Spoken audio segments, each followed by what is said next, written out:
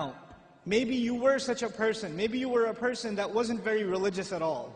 And you were living life like the rest of your extended family. But something came in your heart and you said, you know what? I'm going to take this guidance seriously.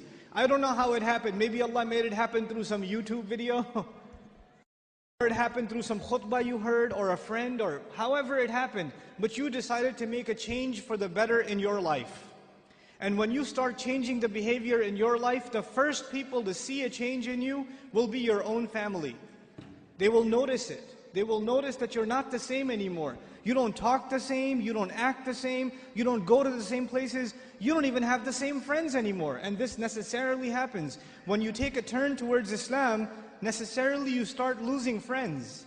Because your old friends used to do pretty bad things and now you can't do those things with them anymore, so you suffer a loss of friends. And at the same time, your family starts saying, you're acting a little too weird. And for the young man, the family might even say, what's that thing on your face? You forgot to shave? What happened to you?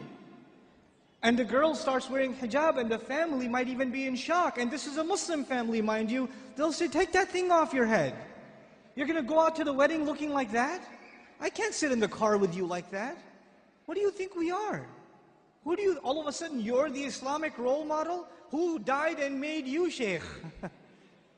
That all of a sudden we should be looking up to you. Remember what you were like last year, man? You were the party animal. Now you're going to go make salah? Yeah, seriously, please. We know what you're really like.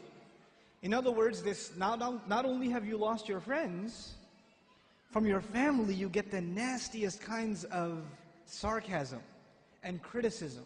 All the time, all the time. Every chance they get, they say something to you. They say something about your beard. They say something about your habits of making salah. They say something about you going to the ICNA convention. They say something about putting your children in Islamic school. They say something about sending your children to Sunday school. Or you getting up for Fajr or Isha and going to the masjid. They'll have some comments for you. And those comments hurt.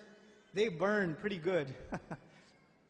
This happens to young men in the audience, where their parents start telling them to stop hanging out with their other Muslim friends. Don't go to the masjid, don't waste your time. I wallahi myself know of stories where the father found out that in between classes, the son used to, because his classes were 3-4 hours apart, in between classes he used to go to the masjid to pray dhuhr and just study at the masjid.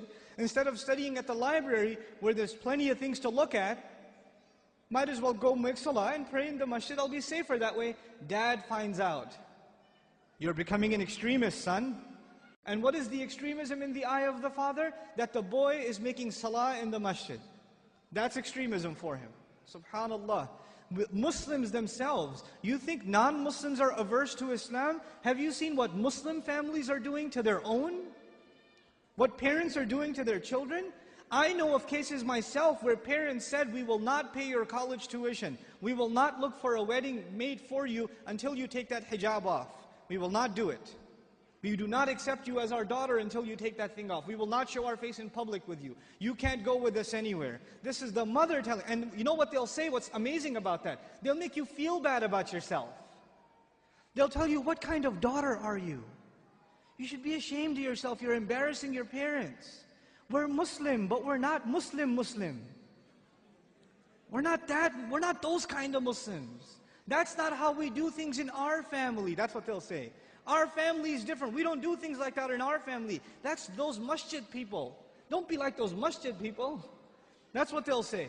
And you know what's amazing about that? If you look at a portrait of your great-grandparents from back in the day, good old great-grandpa's got a big old beard and you can't even see grandma's face. So who's being true to the family and who's an embarrassment to the family? See, this is Muslim families today. And you're in the midst of all of this. And you know what happens? Because you've made a decision to turn towards Islam, if an enemy of Islam came to you and said, abandon your religion, you would say, oh yeah?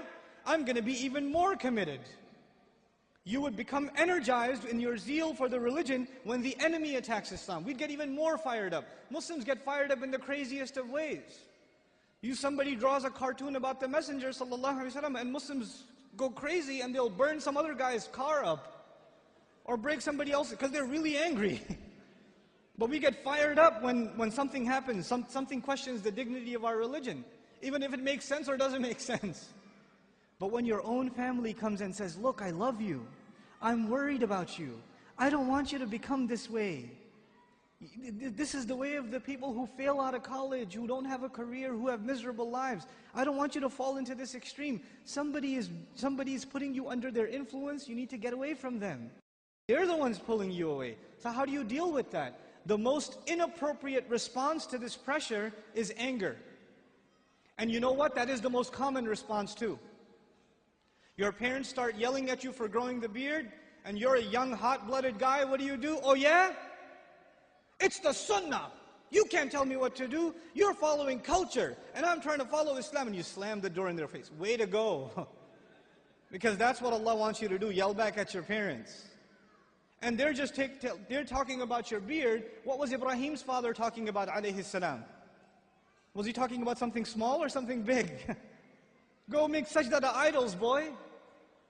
And does he lose his cool? Does he get angry?